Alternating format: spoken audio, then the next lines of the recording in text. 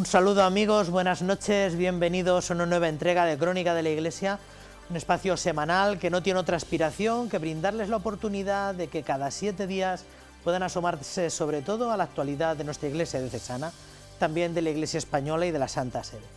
Les invitamos a que tomen parte del espacio que hemos preparado en esta semana corta del Puente de la Purísima, para el que hemos seleccionado temas de actualidad, asuntos de interés y testimonios muy cualificados. Ustedes ya nos dirán si hemos dado en el clavo. Pasen y vean. Cerrábamos la semana pasada con la recién estrenada visita pastoral del señor arzobispo en la segunda parroquia agraciada con este periplo que va a llevar al prelado por el arciprestazgo de la ciudad, que no es otra sino la parroquia de San Ildefonso. Tal vez la institución eclesial con más arraigo en el barrio que ocupa esta parroquia es el Colegio Virgen del Carmen en la avenida La Reconquista.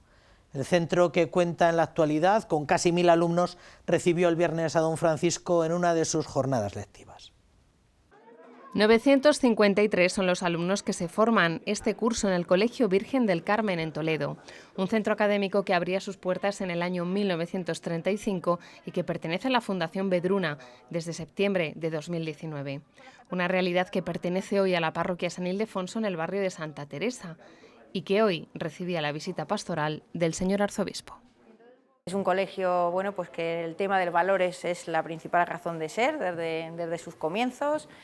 Que el Colegio de Carmelitas lleva ya desde 1935 en la ciudad de Toledo, que hoy un poquito queremos enseñarle un día a día, lo normal del día. Le queremos enseñar las instalaciones, la capilla tan bonita que tenemos, en la que además especial interior donde yo he hecho la comunión, confirmación, me he casado. Y un poco la vida, también nuestro equipo de pastoral del centro, quiero que vea cómo tenemos un site de oración diaria, un poco el funcionamiento en los temas pastorales unidos a los académicos. El señor arzobispo de Toledo ha podido visitar las instalaciones de este colegio que ofrece formación desde primer ciclo de infantil hasta bachillerato y FP. Los alumnos de una de las clases de segundo de la ESO han acogido al prelado toledano en su clase de religión.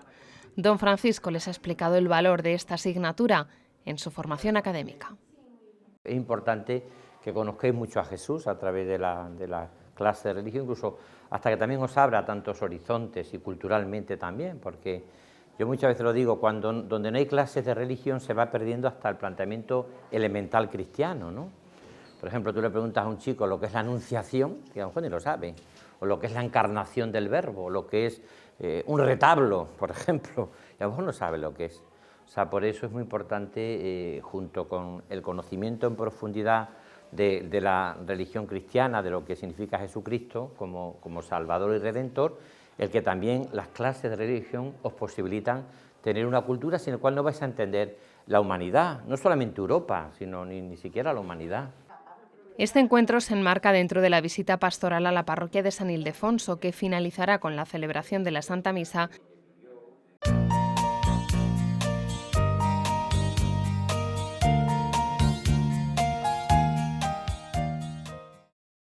Esta semana un poco especial por las festividades, la visita pastoral ha llevado a don Francisco a la parroquia Santa Leocadia en el casco histórico. De igual modo que se trató de que la visita a San Andrés coincidiera con la fiesta del titular, se ha procurado en este caso que la visita a esta parroquia coincidiera con la solemnidad de la Virgen y Mártir, que es copatrona de la ciudad. Si algo caracteriza a esta parroquia es la presencia de vida consagrada en conventos y en institutos de vida religiosa a los que el arzobispo ha querido acercarse. La visita pastoral, como saben ustedes, es la visita que tiene que hacer el obispo obligatoriamente a todas las diócesis. Normalmente un episcopado dura una visita pastoral. Don Braulio ha sido el último que la ha hecho completa, porque los anteriores obispos prácticamente no la completaron porque no les dio tiempo, ni a don Francisco ni a don Antonio Cañizares, hicieron algo, pero don Braulio sí que la concluyó. Y yo también tendría y tengo mucho interés en esta visita pastoral, en hacerlo sin prisas. Esta es la tercera parroquia que hago, mañana comienzo otra y espero de aquí a Navidades hacer alguna más. Y no tenemos prisa. Para la ciudad de Toledo esperamos terminar para el mes de abril. Hoy 9 de diciembre la Iglesia celebra Santa Leocadia, patrona de los jóvenes de la ciudad de Toledo y titular de una de las parroquias del casco histórico de nuestra ciudad. Y en su solemnidad esta comunidad ha recibido la visita pastoral del señor arzobispo. Por la tarde haremos una visita a los enfermos y luego una reunión con grupos de la parroquia y terminaremos con la recepción del obispo en la parroquia y la celebración de la Eucaristía en honor de Santa Leocadia, que es esa mártir del siglo IV, del año 304, que siendo joven pues dio la vida confesando su fe en Jesús el Señor. Una visita que comenzaba a primera hora de la mañana en el convento de los Padres Carmelitas. La institución religiosa de las Damas Catequistas, fundada por Dolores Sopeña, ha sido el siguiente de los encuentros que ha mantenido don Francisco Cerro a lo largo de la mañana. Una mañana que finalizaba en la residencia femenina Nuestra Señora de los Remedios, fundado como internado para la formación de mujeres por el cardenal Silicio y gestionada desde el año 1994 por las Cruzadas de Santa María. Ha estado funcionando así como internado hasta el siglo pasado. En los años 80, 90 del siglo XX, don Marcelo, que era entonces el arzobispo de Toledo, pensó que ya no podía seguir así, no podía funcionar de esta forma como internado, ¿no?, en estos tiempos. Y entonces pensó transformarlo en lo más parecido, lo que podía ser el ideal del cardenal Silicio, que es hacer una residencia universitaria femenina. Acompañado por el párroco, la visita pastoral a la parroquia de Santa Leocadia ha finalizado con la celebración de la Santa Misa, que ha presidido el señor arzobispo de Toledo a las 7 de la tarde. Solo los mártires nos recuerdan lo serio que es la vida, porque hay hombres y mujeres que están dispuestos a morir por confesar a Cristo, ¿no? Y eso es un poco la primera clave por la cual hace actualidad que sea Santa Leocadia una mujer actual. Y una mujer verdaderamente que tiene mucho que decirnos a cada uno de nosotros. Alguien que es capaz de dar la vida. Nadie tiene amor más grande que el que da la vida, ¿no? Y esto es lo que hace esta mujer. La visita pastoral continúa este sábado en la parroquia de los Santos Justo y Pastor, donde el señor arzobispo de Toledo mantendrá un encuentro con las familias.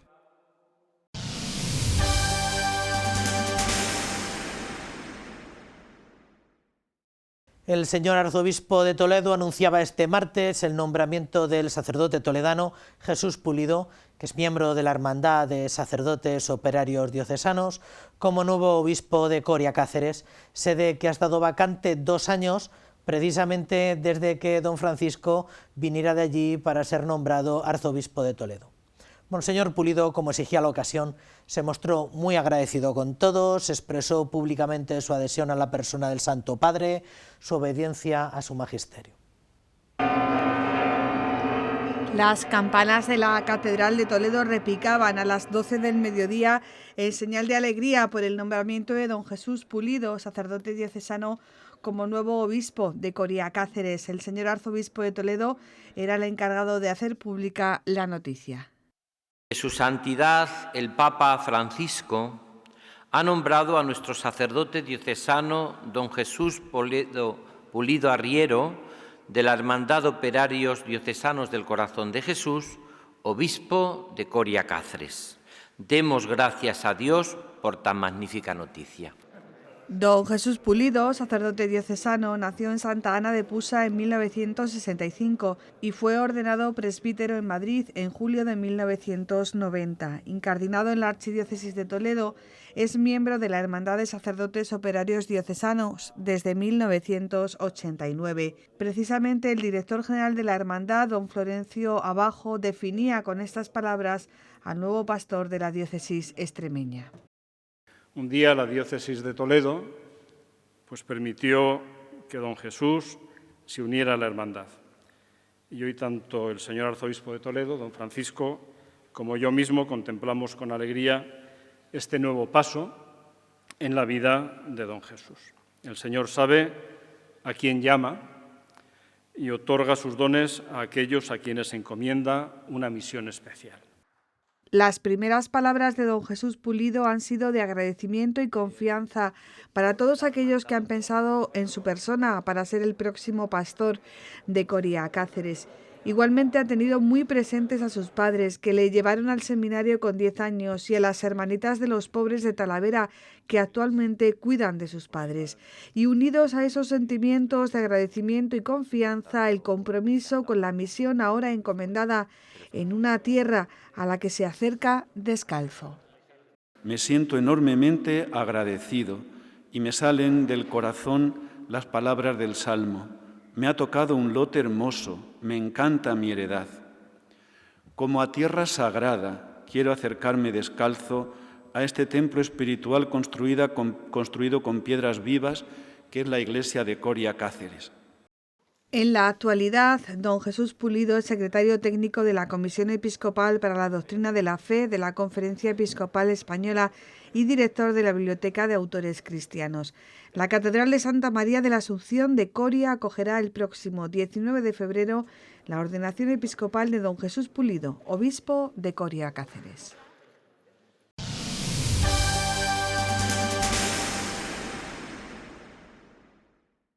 Tal vez muy pocos de los que nos siguen recordarán o hayan tenido noticia, tal vez no demasiados, que el pasado 28 de julio fallecía la Madre Trinidad de la Santa Madre Iglesia, que es la fundadora de la obra de la Iglesia.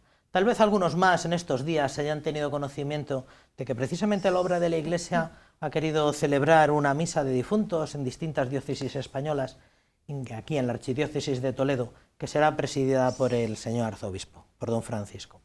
Nos gustaría profundizar más en la figura de esta fundadora y de esta fundación, de esta institución, y para ello tenemos un elenco muy singular esta noche que nos van a acercar a la figura de una mujer inspirada por Dios y de un grupo de personas que tratan de ser fieles a ese carisma y fieles a esa vocación eclesial. Tenemos esta noche con nosotros a Argeme Martínez. Argeme, buenas noches. Buenas noches.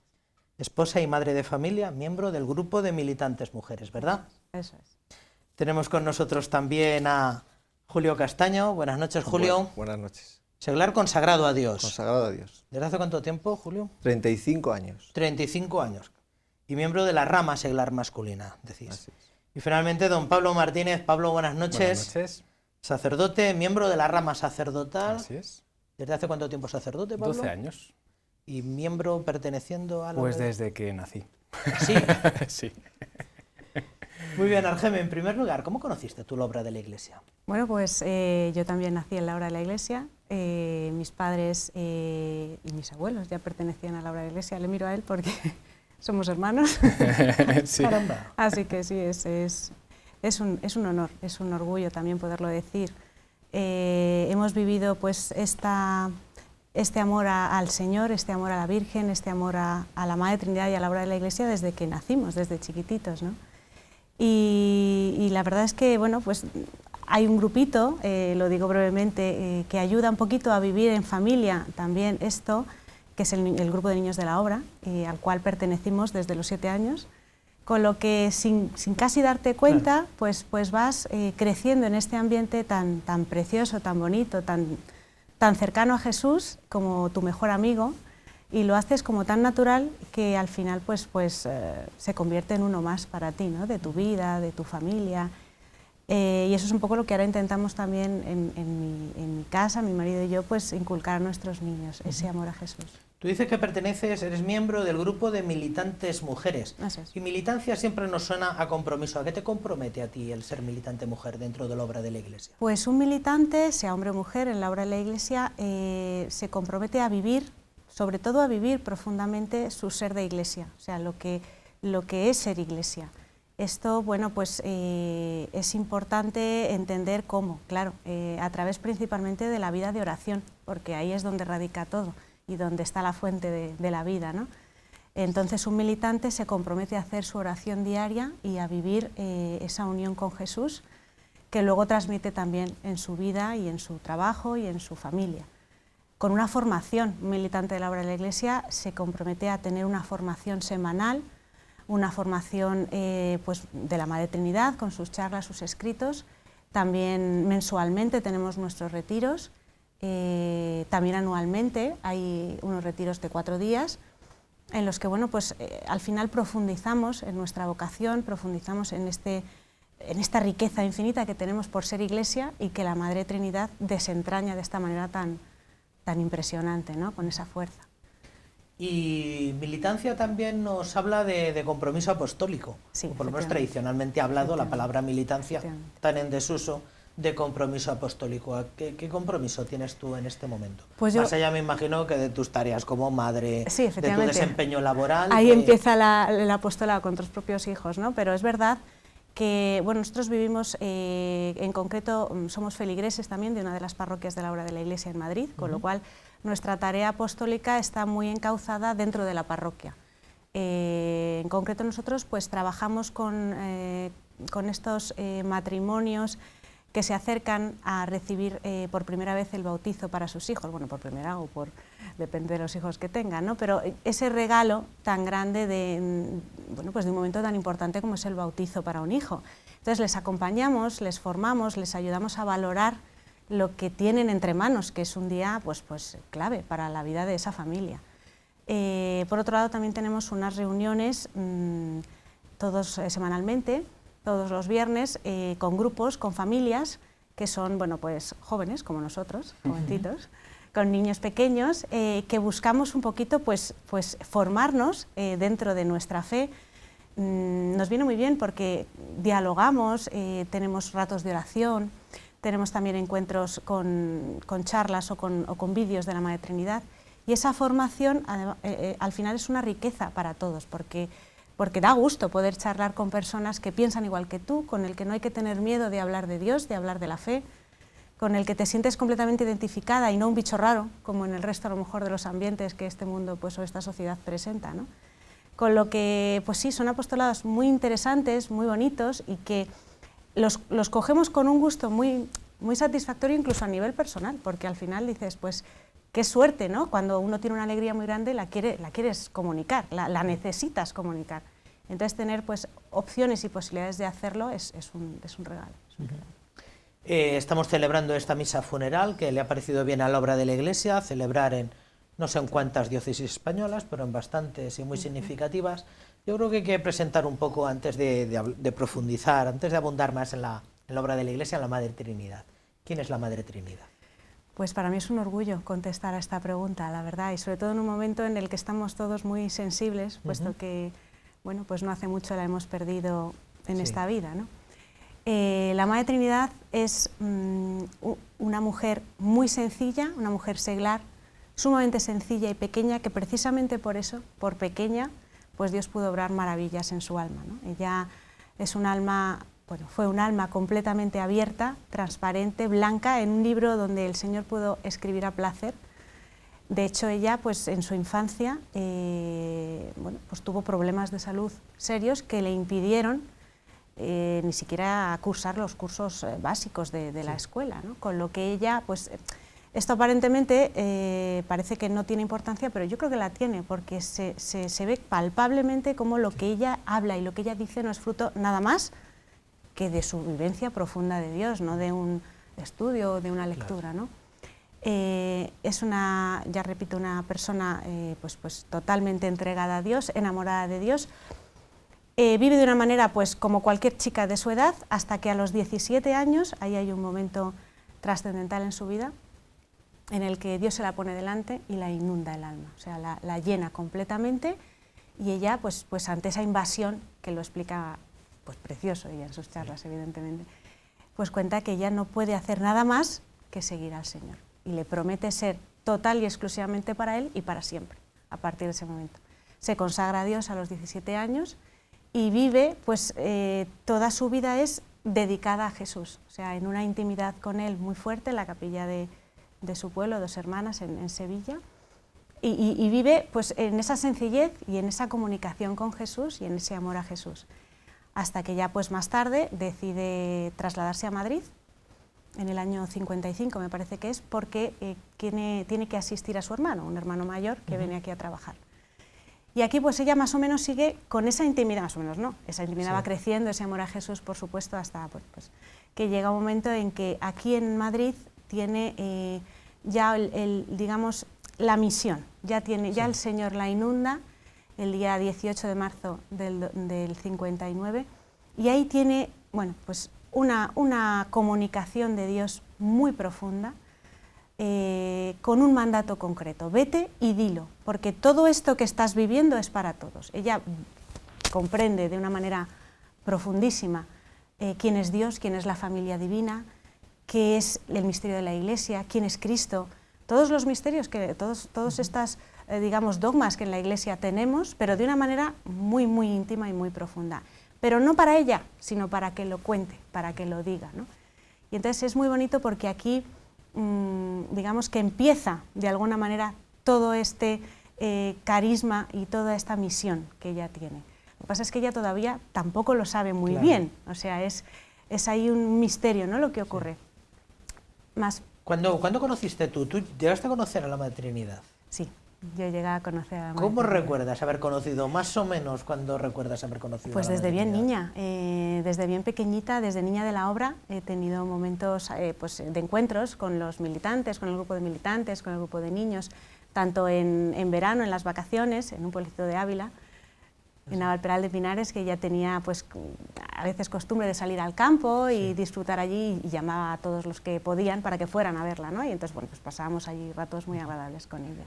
¿Y cuándo consideráis que es la fundación de la obra de la Iglesia? ¿Es el 18 de marzo que has dicho? Pues mira, esta es una pregunta muy, muy importante, yo creo, porque hay un momento en el que ella empieza a tener una intimidad muy fuerte con San Juan Pablo II, muy fuerte en el sentido de que le escribe numerosísimas cartas, abre su alma completamente al Papa, y el Papa la comprende totalmente, la cala totalmente, y cuando él redacta no me sale ahora, el decreto de derecho pontificio para la aprobación de la obra de la Iglesia, él quiere que quede claro que la obra de la Iglesia surge y empieza y comienza en el alma de su fundadora el día 18 de marzo del 59, cuando ella en ese momento tampoco a lo mejor tiene claro que se va a llamar la obra de la Iglesia o que va a ser la obra de la Iglesia, pero sí es verdad que como la obra de la Iglesia es eso, es esa misión, pero dicha a los demás, pues empieza ahí, ¿no? Y es simbólico. Entonces, ¿cuándo empieza la obra de la Iglesia? El 18 de marzo del año 59. En el decreto pontificio, así el Papa Juan Pablo II lo explica. Ella tuvo bastante buena relación con Juan Pablo II. Aquí hemos hablado en este mismo plató de muchos otros fundadores de la época de San Juan Pablo II, que el Santo Papa reconoció que ahí había soplado el Espíritu Santo, y también podemos decirlo de la Madre Trinidad. ¿Cómo han sido sus últimos años? Que todos recordamos esas fotos postrada en cama, allí recibiendo a santos padres. ¿Cómo han sido los últimos años de la Madre Trinidad? Los últimos años de la Madre Trinidad ha sido una continuación de lo que ha sido toda su vida, una entrega hasta el final al Señor, sin dejar de trabajar, sin dejar de luchar, sin dejar de hacer todo lo posible por dar esta bomba, este fuego que ella tenía dentro a todos, ¿no? Entonces, según sus circunstancias, su salud y su edad, pues claro, cada vez como ha podido. Ha hecho muchísimas, numerosas cartas, ha podido recibir, cuando su enfermedad se lo ha permitido, a varios obispos, que luego más tarde explicarán ellos, ¿no? Ha tenido también ocasión de recibir a muchos de sus hijos en los últimos años, que han querido ir a verla a Roma, a visitar la Roma. En concreto nosotros pudimos también tener esa ocasión con los niños bien chiquititos, ¿no? Ella no ha dejado en ningún momento de luchar y de ofrecer su vida al Señor, y hasta el final. Repito, yo evidentemente no he vivido allí con ella los últimos años, pero sabemos que se ha clavado en la cruz con Jesús, y como cualquier persona que se une a Jesús, se une a las buenas y a las malas, se une para todo, y se ha quedado allí clavada con él, y hasta el final ha vivido esa entrega y ese amor al Señor y esa entrega a las almas, ¿no? Hasta el pasado finales de mes de julio, que partió a la casa del Padre. Luego hablamos de cómo saber más cosas de la Madre Trinidad, que creo que siempre es interesante, y hay mucha documentación audiovisual y mucha documentación escrita. Pero, Julio, tú te hemos presentado como seglar consagrado a Dios y miembro de la rama seglar masculina. ¿Cuántas ramas hay dentro de la obra de la Iglesia? La obra de la Iglesia tiene 3 ramas. La rama seglar masculina, rama femenina y la rama sacerdotal. Son las 3 ramas. Dentro de la rama seglar masculina están los miembros consagrados, como yo, y los militantes, hombres, y dentro de la rama sacerdotal hay sacerdotes viviendo en comunidad y otros que están en sus diócesis, en sus cargos pastorales, y luego está la rama femenina, que tiene también la parte de vida consagrada y la parte de los militantes como argemen. Pero son 3 ramas. ¿Cómo recuerdas haber conocido tú la obra de la Iglesia? Yo podría decirte que la conozco desde que vinieron a la parroquia diciendo que querían presentarla un fin de semana. Recuerdo los dos que vinieron, sí, perfectamente. ¿Cómo conociste tú la obra de la Iglesia? Bueno, yo no nací en la obra de la Iglesia, pero casi. Yo conocí la obra de la Iglesia porque fueron a visitarnos, yo era monaguillo en la parroquia, y fueron a visitarnos un matrimonio de la obra de la Iglesia para invitar a mis padres a la inauguración de la casa de la obra de la Iglesia en Valladolid, que allí vivíamos, ¿no? Yo tenía 10 años y empecé a ir por las reuniones de formación, lo que llamamos hogares, son reuniones para niños, y allí pues empecé a conocer a Jesús y a tener mis ratitos de oración, mi tiempo de los campamentos en el verano, una actividad muy bonita, en la cual, digamos, te queda luego ese sabor de haberte encontrado con Jesús en la Eucaristía, con los sacramentos, con una formación muy asequible pero muy profunda ya desde pequeños de lo que es ser iglesia, lo que es la vida cristiana. Y luego pues pasaron esos años de la adolescencia en los cuales pues no me separé, gracias a Dios, nunca de este enlace, digamos, con la vida espiritual.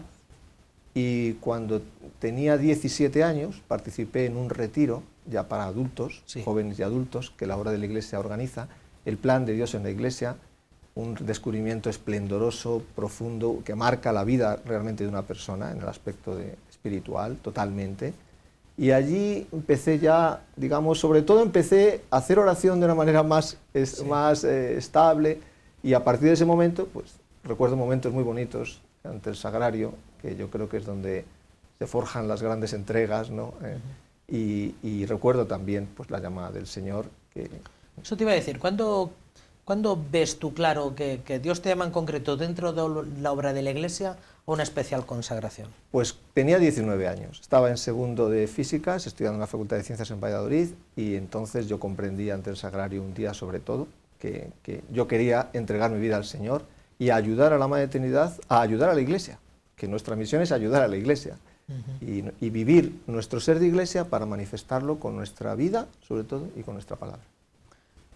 ¿Y cómo vive un consagrado? ¿Cuál es el estilo de vida en concreto que tú has adquirido? Porque el de Argemes sale de ojo, que es, ella se dedica pues, a sus tareas como esposa, como madre o como profesional de lo que sea. Y a falta de que Pablo nos hable un poco de lo que es la vida sacerdotal, ya veremos si en comunidad o cómo. Un consagrado en realidad, ¿a qué se dedica dentro de la obra? Nosotros vivimos en comunidad, en casas, los hombres seglares vivimos en comunidad con los sacerdotes, vivimos en familia con los sacerdotes, en hogares de 7 a 12 personas, dependiendo de nuestros centros, en nuestras casas, y luego en comunidades aparte, en casas aparte, la rama femenina de igual modo. Nosotros, al vivir con los sacerdotes, vivimos normalmente, nuestros hogares están en parroquias o en casas de apostolado de la obra de la Iglesia. Los seglares vivimos en la parte externa aquello que vive un seglar, es decir, yo trabajo, soy funcionario, tengo un trabajo, los que entran más jóvenes estudian en la universidad, algunos que se están preparando para el sacerdocio estudian en el seminario, los mayores pues ya jubilados viven en casa, ayudando también con su experiencia, con su colaboración también en las cosas materiales, etcétera. En familias, somos familias. No tenemos una vida, somos laicos, no tenemos una vida conventual con una serie de actos organizados pero vivimos nuestra vida profesional. Cuando llegamos a casa dedicamos todo nuestro tiempo al apostolado, a las distintas actividades de la parroquia y de la obra de la Iglesia, en sus múltiples actividades, tanto aquí en los países donde estamos con nuestras comunidades, como también en misiones. Sí. Julio, ¿has hecho votos públicos, votos privados? ¿Cómo es tu vinculación? Yo he hecho votos perpetuos, sí. ¿Votos perpetuos? Sí. Sí. Primero se hacen votos temporales y pasado un tiempo de preparación, los votos perpetuos. Bueno, pues después de que Argemes nos presentara un poco la figura de la Madre Trinidad, ¿qué es la obra de la Iglesia? ¿Qué podrías decir tú desde esta consagración especial que vives con la Iglesia y con una causa, con un carisma? ¿Qué es la obra de la Iglesia? La obra de la Iglesia es un grupo de Iglesia que abarca todos los estados y formas de vida de la Iglesia, niños, jóvenes, matrimonios, sacerdotes, que quieren vivir profundamente su ser de Iglesia para manifestar el rostro de la Iglesia, el verdadero rostro de la Iglesia en medio del mundo. Por eso abarca todos los estados de vida, porque en todos ellos tiene que estar presente la Iglesia, ¿no? El sacerdote, sus labores sacerdotales, el laico que trabaja en una oficina en medio del mundo, el niño en la escuela, el joven en la universidad, la madre de familia. La obra de la Iglesia es el puesto en personas esa renovación, esa luz y esa misión que Dios puso en el alma de la Madre en el año 1959. Aunque después la obra de la Iglesia como tal, como conjunto de personas que de manera organizada empezó en el año 63. Pero eso es la obra de la Iglesia. Un grupo de Iglesia que al lado del Papa y de los obispos, en unión con ellos, tienen la misión de ayudarles a hacer la obra que Jesús les encomendó a ellos, la obra de la Iglesia. ¿Cuál es el fin último de la obra de la Iglesia? ¿El que la gente adquiera cierto compromiso? Hablábamos de militancia, ¿cuál es el fin último? ¿Cuál es la tarea por excelencia? El compromiso nace del descubrimiento y del enamoramiento de Cristo y de su Iglesia, de su cuerpo místico que es la Iglesia, ¿no?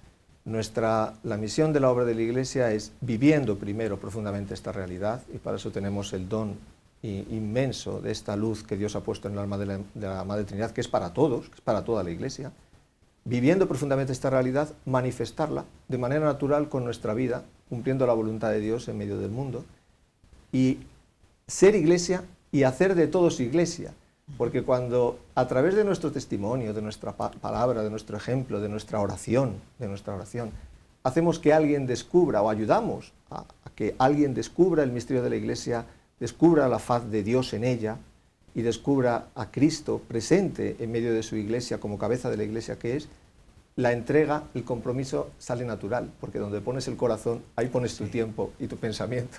Sí. Hay un asunto que os inquieta mucho, ahora que no tanto por vosotros, que tenéis más recorrido del que tal vez tengamos conocimiento, pero ¿qué tipo de aprobación tiene esto? ¿Qué tipo de aprobación? ¿Desde cuándo tiene aprobación pontificia, si la tiene, y qué tipo de aprobación tiene?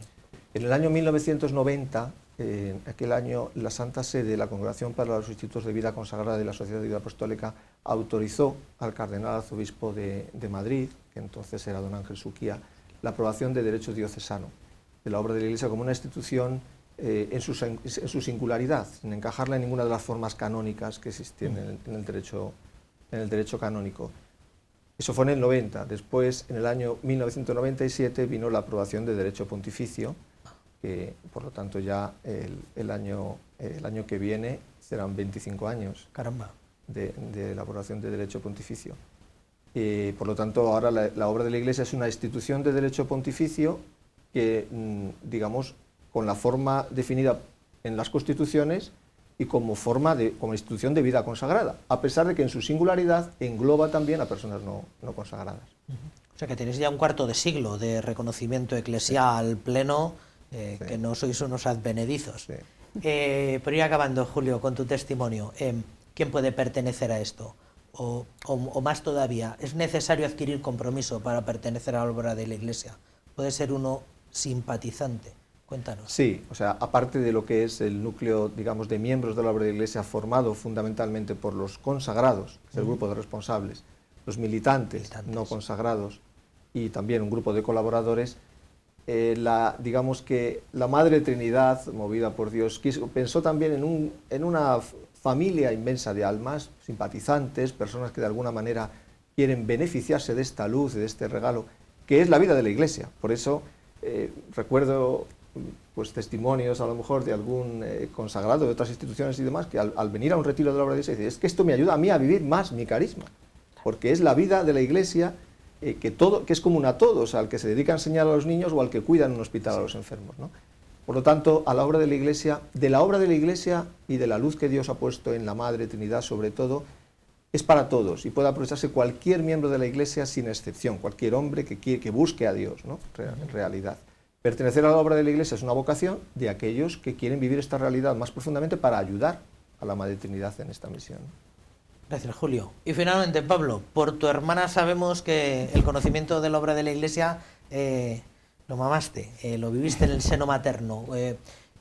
¿Por qué sacerdote dentro de la obra de la Iglesia, Pablo? Pues también tiene relación con eso. Yo me acuerdo que era muy pequeño y bueno, pues en casa nos hablaban de lo que les contaban a ellos en sus reuniones de la Madre Trinidad y tal. Y me acuerdo que nos hablaban pues de la grandeza del sacerdocio. De hecho, tiene la Madre Trinidad un opúsculo, un folletito que nos gusta regalar muchas veces a los sacerdotes, en el que habla del gran momento de la consagración. Y bueno, pues yo recuerdo vagamente que estaban hablando un poco pues de lo que pasaba en la misa, pues el sacerdote en ese momento, cómo el Padre se inclina hacia él, pronuncia su palabra, que es el Verbo, en el amor del Espíritu Santo, pues el sacerdote tiene en sus manos al mismo Dios, tal, y entonces la Madre tenía, pues, cuidado, sacerdote, a ver qué haces con tu hostia, ¿no? Cuídala y tal. Y bueno, eso lo he leído yo de mayor, ¿no? Pero en aquellos momentos, pues, algo me estaban contando ellos exactamente, no me acuerdo exactamente de qué, pero sí me acuerdo de aquella conversación en general. Y otras como aquella en las que iba suscitando en mí pues una admiración y un respeto y unas ganas de ser sacerdote. Me gustaba ser monaguillo, me gustaba estar cerquita del Señor. Y de una forma natural, yo no tuve ningún día así que me cayera del caballo, aunque me llamo Pablo, pero sí que de una manera suave, tranquila, pues empecé con 12 años a ir a un grupo que se llama de Iniciados a la Consagración, es decir, un poco, digamos, el seminario menor, pero nosotros lo que hacemos es que durante la semana están los chicos en sus casas con sus padres y es el fin de semana cuando vienen con nosotros se les da formación. Bueno, y bueno, pues poco a poco fui descubriendo que el Señor me llamaba, y nada, pues le dije que sí. ¿Tienes algún tipo de incardinaciones? ¿Tienes que estar incardinado en alguna diócesis? En la obra de la Iglesia, sí. En la obra de la Iglesia. Tiene capacidad de incardinación. Tiene la capacidad para incardinar sacerdotes. Entonces tenemos que haber hecho antes, claro, los votos perpetuos. Efectivamente, primero tienes que hacer votos y después acceder al sacerdocio. ¿Dónde has llevado a cabo trabajos apostólicos? Pues he estado en varios sitios, varias parroquias de la obra de la Iglesia. He estado en Madrid, tenemos varias. He estado, bueno, aquí estudié también un par de años en Toledo. He estado en Sevilla, en Guadalajara, en Italia en un par de sitios. Bueno, es que, en fin, los primeros años fue un poco peonza, ¿no? Pero sí, bastantes sitios. ¿Cuántos años llevas en cualquier caso? De sacerdote llevo 12. 12. Pero en comunidad llevo 21, si no recuerdo mal. Sí. Caramba. Sí, sí. ¿Y cuál es tu tarea en el momento presente? Pues ahora soy párroco de una parroquia en Madrid, parroquia del barrio de Moratalaz, se llama La Presentación de Nuestra Señora, y desde hace un par de años. ¿Que fue acaso la primera parroquia que se os encomendó? Segunda, la segunda. Sí, la primera fue Los 12 Apóstoles, también está en Madrid, el barrio de Salamanca. Sí. Y don Casimiro Morcillo fue el que se la encomendó a la Madre Trinidad, y al poco tiempo ella le pidió, como el barrio de Salamanca pues es un barrio, pues hombre, de gente pues de cierto nivel económico, a ella le gustaba también que la obra esa tuviera una parroquia pues en una zona pues más pobre de Madrid. En aquella época incluso era un barrio un poco de realojo, de gente que venía de los pueblos y tal. Ha cambiado. Y ahí empezó también, sí. Por Julio sabemos un poco, o nos podemos imaginar un poco algunas tareas, pero haznos una especie de gran plano de qué tareas puede asumir la obra de la Iglesia. A ver. Más allá de que haya un consagrado que, oye, pues en su parroquia, ayuda en la catequesis, un matrimonio que ayuda nunca suficientemente a los padres que acercan a sus hijos al bautismo, pero la obra de la Iglesia así en general, mapa amplio, ¿a qué se dedica? ¿Qué tareas asume? La obra de la Iglesia tiene, por un lado, parroquias encomendadas por los obispos diocesanos y por otro lado, casas de apostolado. Entonces, en las parroquias, lógicamente, hacemos la tarea pastoral, intentando poner en práctica el espíritu que hemos recibido de la Madre Trinidad. Por tanto, bueno, que al fin y al cabo es ser Iglesia. A ver, en nuestras parroquias intentamos que el Señor sea el centro, el Señor de la Eucaristía sea el centro, y con esa luz que la Madre Trinidad nos da de darnos cuenta de que es que está ahí de verdad, vivo, e intentar enamorar a toda la parroquia del Señor, ¿no? En fin, no es que sea nada particular específico, es lo de todos, pero en profundidad y en cercanía, ¿no? Entonces, las parroquias, labor parroquial, y luego en las casas pues tenemos o bien reuniones periódicas, ya sea con charlas, con escritos de la Madre Trinidad, que tienen muchísimos, o bien retiros, puede ser retiros pues, de un día, retiros de varios días, para todo tipo de personas, ya sea obispos, sacerdotes, religiosos, seglares, incluso niños y jóvenes, ¿no? Y en estos 25 años que lleváis ya con reconocimiento pontificio, más allá de todas las pequeñas incursiones que hicisteis anteriormente a ese reconocimiento, ¿ahora dónde estáis presentes? ¿Qué presencia tenéis? De manera estable estamos ahora mismo en España, en varias diócesis, que es donde nació la obra de la Iglesia, por tanto es donde más estamos. Después también estamos en Italia, estamos en Roma y en un par de diócesis que están cerquita de Roma. Y luego también este año, no, el año pasado ya, se pasa el tiempo volando, fundamos la primera fundación fuera de Europa, ha sido en Malabo, en Guinea Ecuatorial. Ah, en Guinea Ecuatorial. Sí, sí. Entonces, una parroquia allí y sí, desde hace eso, un añito por ahí estamos allí. Casa Madre tenéis Está en Roma. Sí. En Roma, sí. Que es la que ocupaba la Madre Trinidad. Claro, donde vivió ella los últimos años, aunque bueno, ha tenido varias sedes ella, pero ya finalmente sí, y ahí es donde es una casa grande que tenemos también para retiros, y es una casa que tiene la peculiaridad de que recibe visitas de cientos de obispos. ¿Por qué? Porque la obra de la Iglesia, además de estas labores, digamos, bueno, pues, digamos más ordinarias, lleva haciendo una labor que bueno, pues ha pasado a primer plano, lógicamente, que es la atención a todos los obispos que van en visita al Límina a Roma. Desde pues, el año 2000 más o menos empezó la cosa, y bueno, de hecho ahora los obispos españoles van a ir para allá, pues allí les recibiremos humilde y alegremente, ¿no? Y entonces les ayudamos en la organización. Roma, no sé si has llegado a vivir allí, es una ciudad un poquito complicada, un poco caótica, y entonces se agradece mucho gente pues, que te lleve, que te traiga, que te organice un poco, que te ayude al fin y al cabo. Entonces, como nuestra vocación, decía Julio antes, es estar al lado del Papa y los obispos para ayudarles a hacer la obra esencial de la Iglesia, pues es una manera pequeñita pues, de darles un servicio, ¿no? ¿Y aquí en Toledo desde qué año lleváis?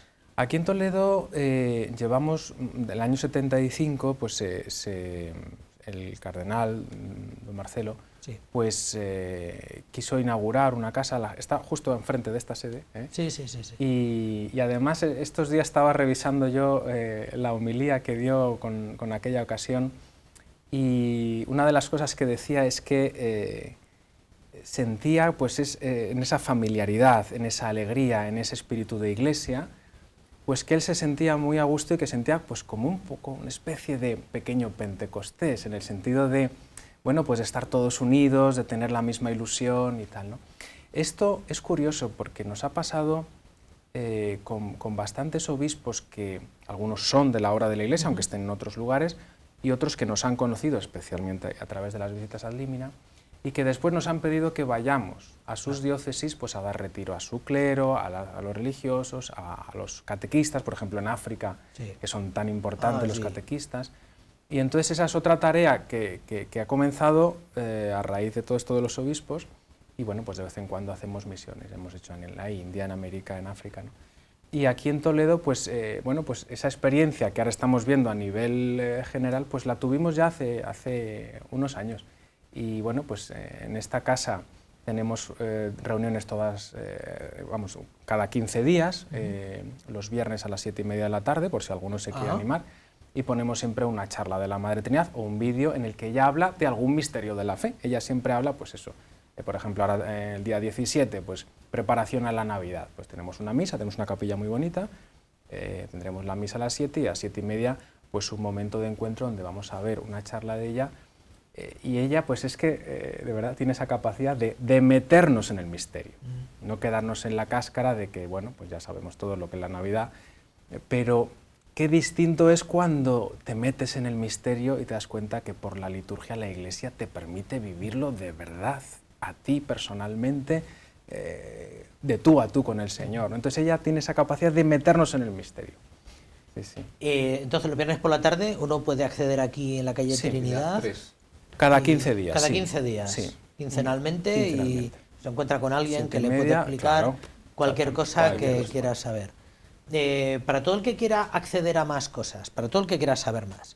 Yo ahora que recordaba, sí que recuerdo estando en el seminario de Toledo, aquellos folletos color crema, que yo no sé si seguís imprimiendo, que llegaban por allí.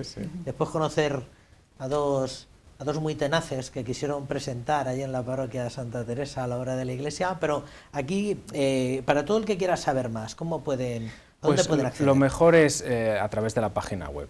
Tenemos una página web que es www.laobradeLaIglesia, todo seguido, .org, de organización, y ahí pues tenemos todo, tenemos todo lo que se ha publicado, porque es verdad que la Madre Trinidad, la inmensa mayoría todavía no se ha publicado. Ella no quería que en vida propia se publicara más que algunas cositas, ¿no? bueno, después de mi muerte ya se publicará todo. Me imagino que ahora estáis un ahora poco estamos en desempolvando papeles, me imagino. En ese tema. Entonces, pero bueno, sí que hay bastantes cosas. Está esa colección completa de opúsculos, por ejemplo, que hablas tú, que son como unos folletitos muy fáciles de llevar a cualquier lado. Se le pueden descargar uno desde ahí.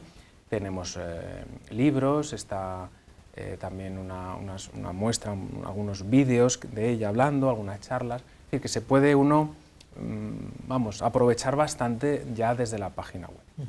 Allí también hay un contacto, por si alguien necesita algo en papel, quisiera tener la colección de folletos en papel o lo que sea, pues ahí lo puede conseguir. Así es.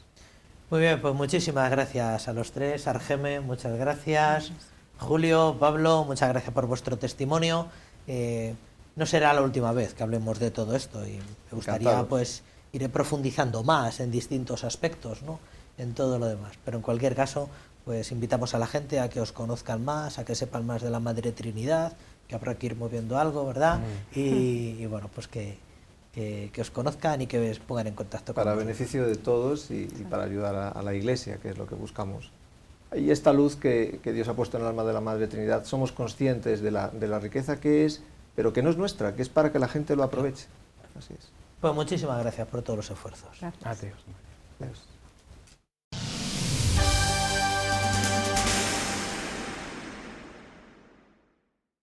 El Santuario de los Sagrados Corazones ha elaborado un amplio programa de encuentros, conciertos, celebraciones para este tiempo de Adviento, con el fin de promover actos evangelizadores y proponer el templo como lugar de expresión artística. Una muestra de los conciertos programados para estas fechas, para estas semanas, tanto el de los 6 a beneficio de Manos Unidas como el tradicional de la Capilla Diocesana en la víspera de Navidad. Otros actos como la entrega de la luz de Belén y el pórtico de la Navidad completan el elenco. Adviento es tiempo de espera y de esperanza, tiempo que nos anuncia que algo grande va a venir, algo para lo que hay que prepararse. Y es por ello que en estas semanas son muchas las actividades que ya nos anuncian lo que será la Navidad. Por esta razón, el Santuario de los Sagrados Corazones cuenta con un programa de actos que comenzó el 30 de noviembre con la novena de la Inmaculada y la hora santa del primer viernes de mes.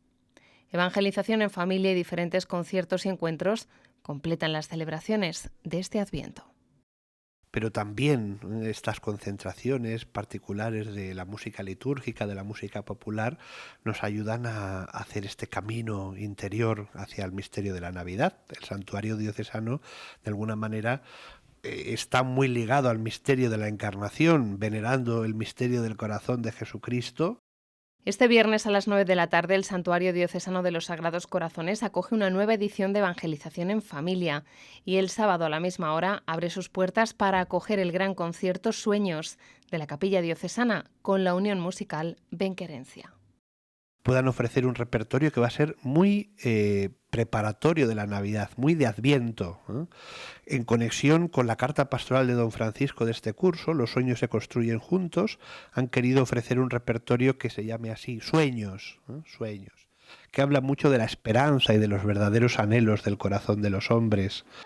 El viernes 17 de diciembre, los 6 de la Catedral Primada ofrecerán un concierto benéfico en favor de Manos Unidas a las 8:30 de la tarde y ese sábado a las 6 el Santuario Diocesano acoge la entrega de la luz de Belén y después Pórtico de la Navidad con el señor Arzobispo de Toledo. Don Francisco ha querido este año inaugurar una nueva iniciativa que sea una especie de gran retablo de la Navidad, de sentido profundo de lo que vamos a celebrar.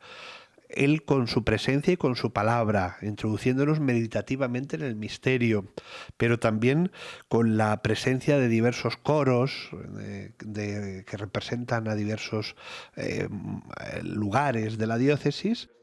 Este viernes será presentada esta iniciativa del señor Arzobispo de Toledo, que comenzará el día 18 a las 8:30 de la tarde en el Santuario Diocesano de los Sagrados Corazones.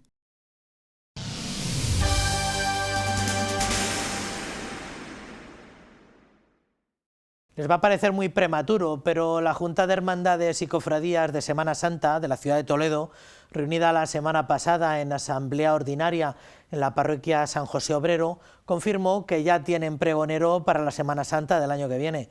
Será José María Cano, artista y compositor de los 80, hombre de dilatada trayectoria profesional muy vinculada de un tiempo a esta parte a la ciudad imperial. También se cerró que el señor arzobispo sea quien predique el sermón de las 7 palabras la mañana del Viernes Santo.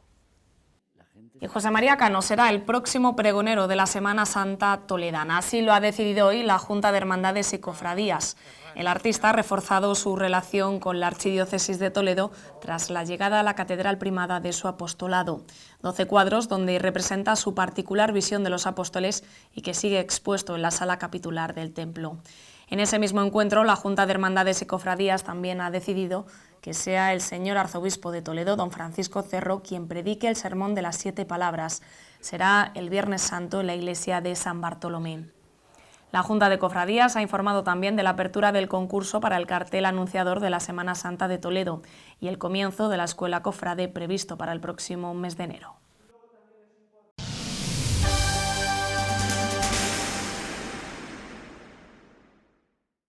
Tal vez lo que más ha trascendido de la reciente visita pontificia a Grecia y Chipre, aunque no haya sido lo único importante que haya pasado estos días, ha sido la visita del Papa Francisco al campo de refugiados de la isla de Lesbos. En pleno Adviento, Francisco se ha convertido en la voz que clama en el desierto de la generalizada y culpable indiferencia hacia los refugiados. El Papa, en su encuentro con los refugiados, recordó una vez más que la migración y la pandemia nos ha hecho sentir que estamos todos en la misma barca.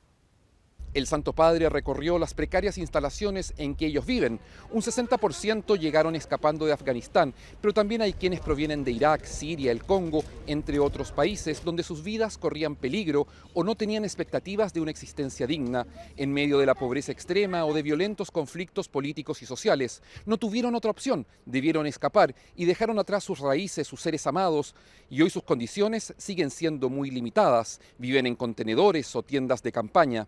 Esta tragedia humanitaria se repite en diversos rincones del mundo y es un dolor que estremece el corazón del Papa Francisco, que llega por segunda vez a este lugar. La primera vez fue en 2016.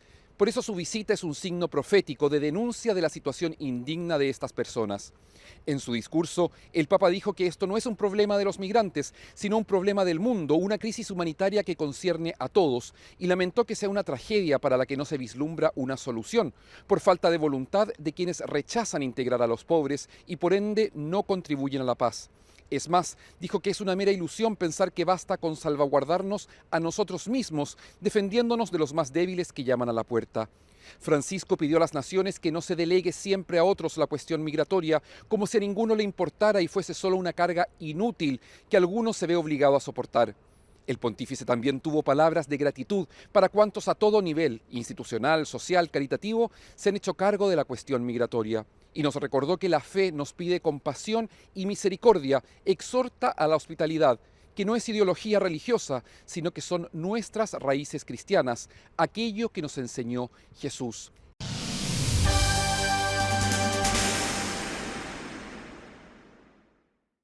Pues hasta aquí el repaso semanal de nuestra vida diocesana, que esperamos que haya sido de su agrado. Les emplazamos a la semana que viene para una nueva entrega de información eclesial, que por otra parte será la última de este año natural antes del parón navideño. Ya saben que pueden volver a visionar todos estos contenidos y muchos otros más de muchos otros temas en nuestro canal de YouTube. Les dejamos con un resumen gráfico del reciente viaje apostólico a Grecia y Chipre, que viene de la mano de nuestros compañeros de Vatican News. Hasta la semana que viene, que sean felices.